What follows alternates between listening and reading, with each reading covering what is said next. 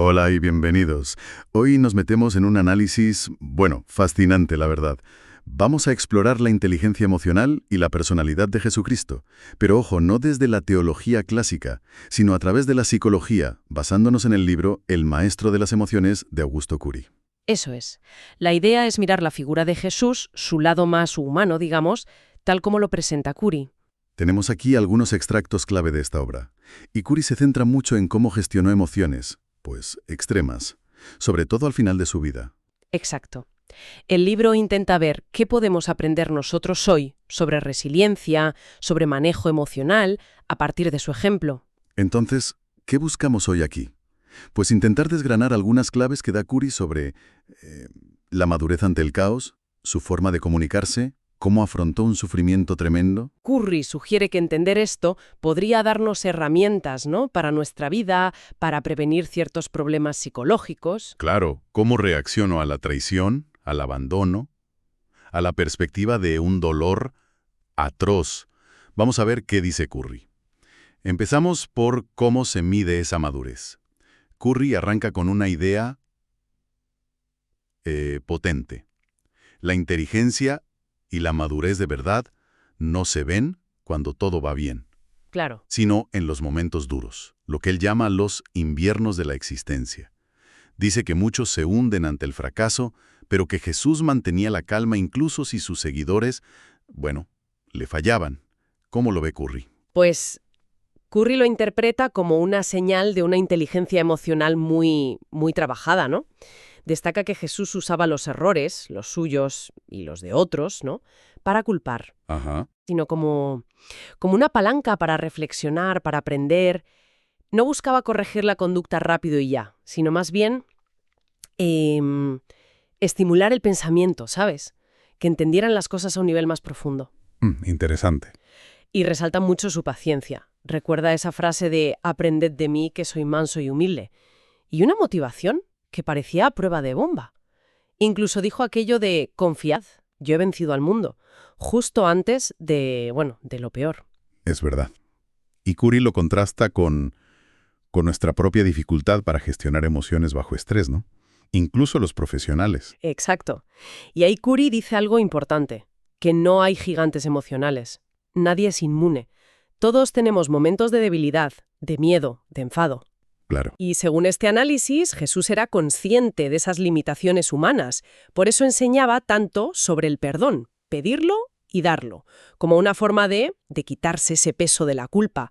Hay una frase en el libro que dice algo como: «En la escuela de la vida uno nunca se gradúa». O sea que el mejor alumno es el que reconoce que siempre está aprendiendo, que tiene límites. Y parece que Curry ve en Jesús como un compendio de inteligencias distintas. Sí, sí. Habla de una inteligencia multifacética. Lo llama especialista en pensar, en escuchar de verdad, en exponer ideas sin avasallar, en reflexionar, maestro de la sensibilidad. Enumera más de 20 rasgos. Coury defiende que si lo analizamos desde la psicología, esta figura ofrece muchísimo más de lo que se suele ver, incluso en la educación. Destaca su humanidad compleja. Vale, pasemos a otra idea central del análisis. La metáfora de Jesús como sembrador.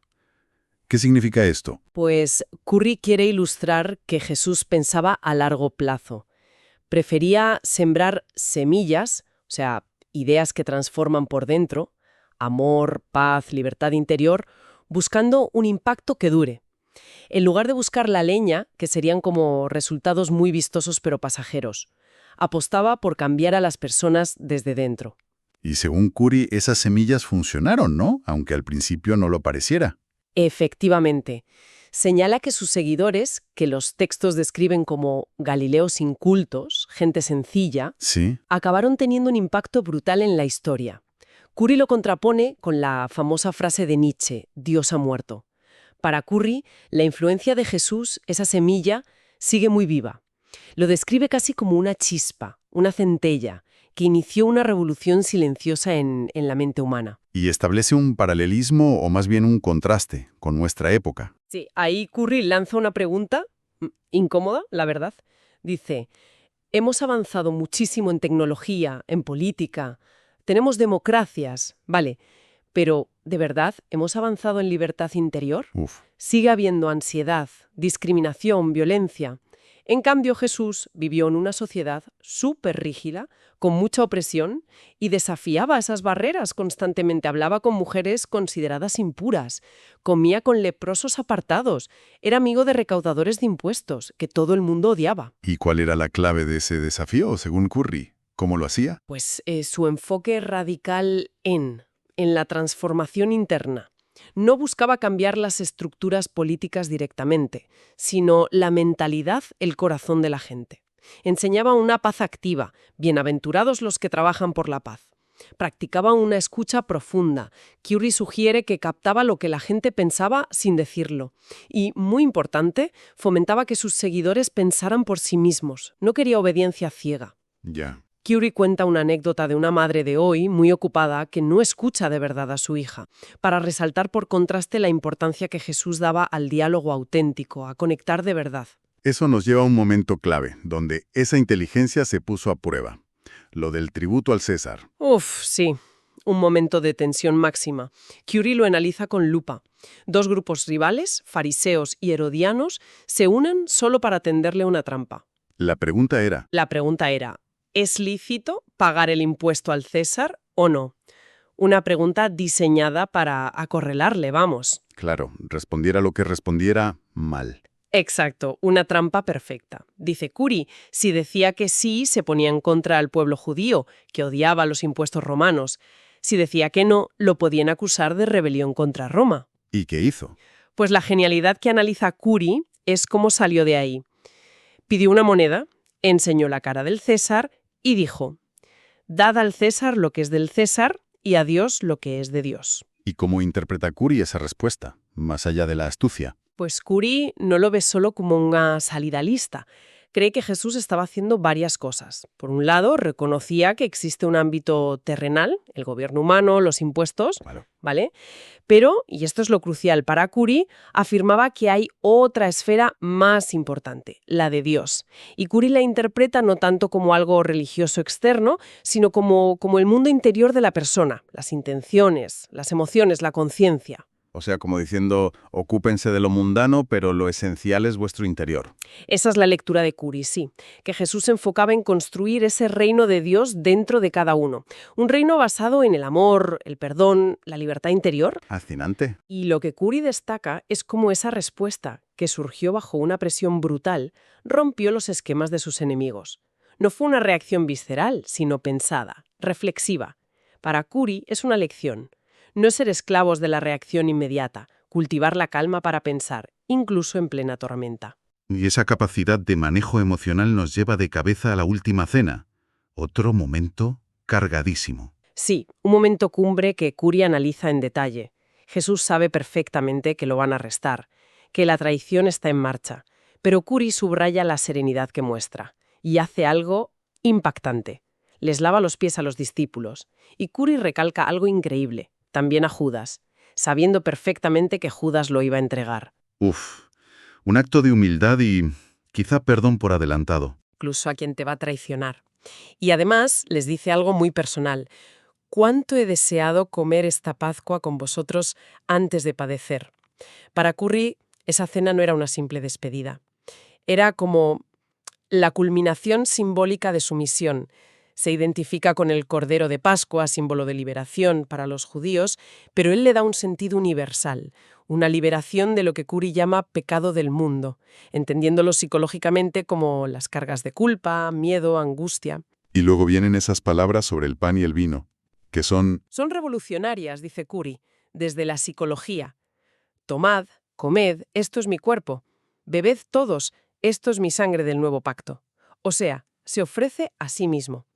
Curry lo analiza como una propuesta radical, su sangre como símbolo de una nueva forma de relacionarse con lo divino, basada en el perdón. Un alivio para la culpa, que dice Curry, va más allá de lo que busca la psicoterapia al tratar el pasado. No solo sanar lo viejo. Exacto, sino inaugurar una vida eterna.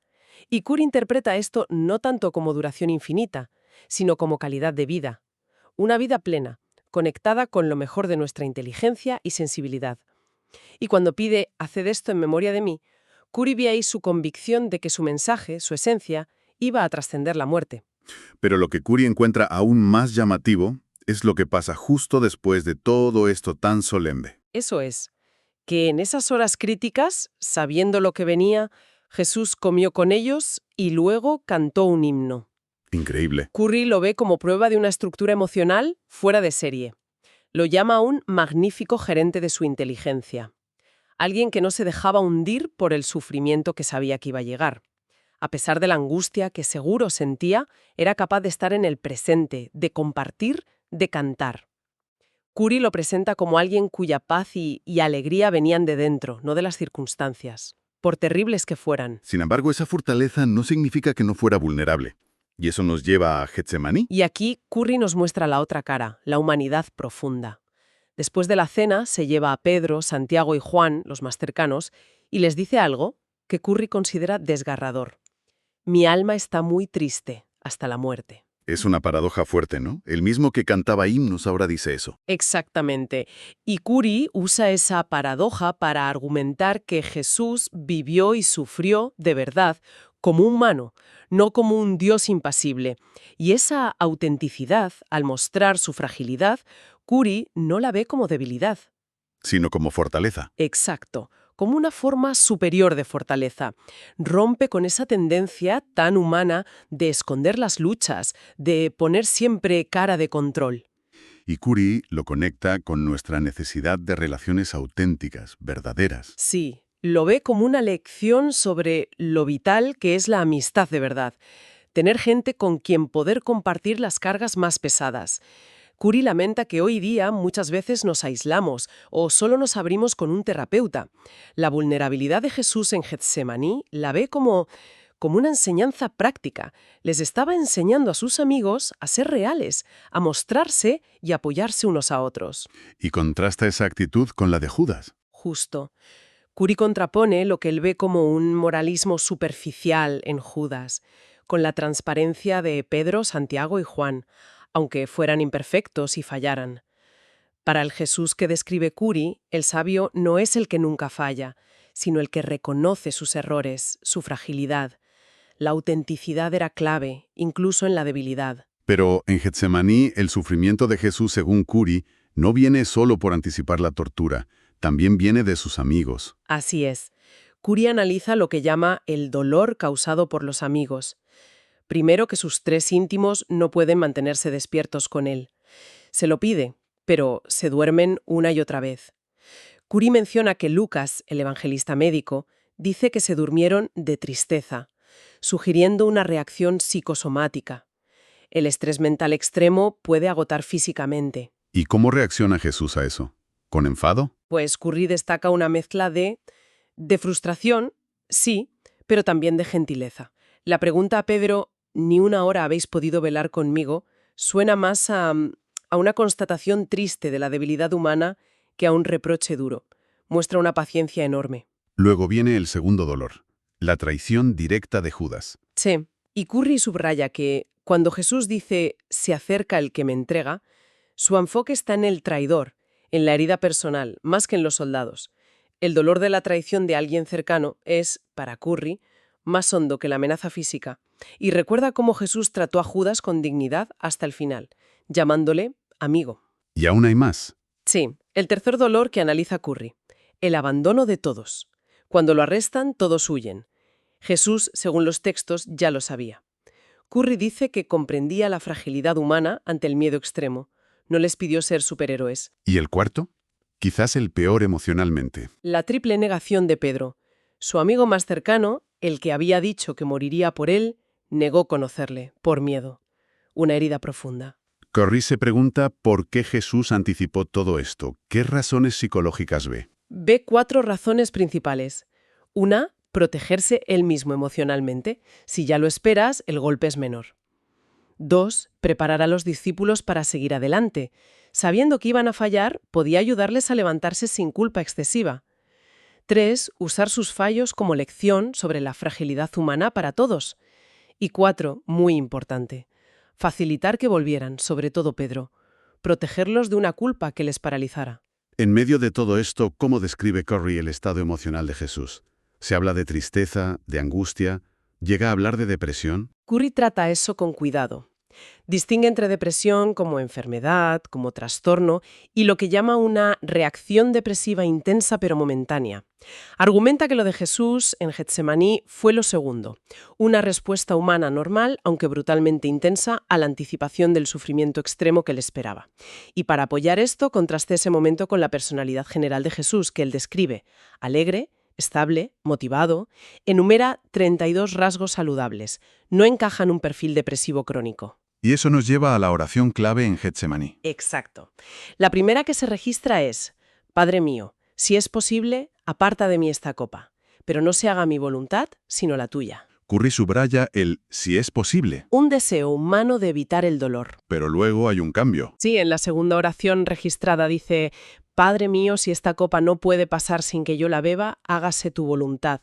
Para Curry, este cambio muestra una lucha real, un diálogo auténtico. No era un guión, muestra que afrontó su destino como hombre, por decisión, por amor, no por obligación divina, sin sentir nada, a pesar del coste brutal.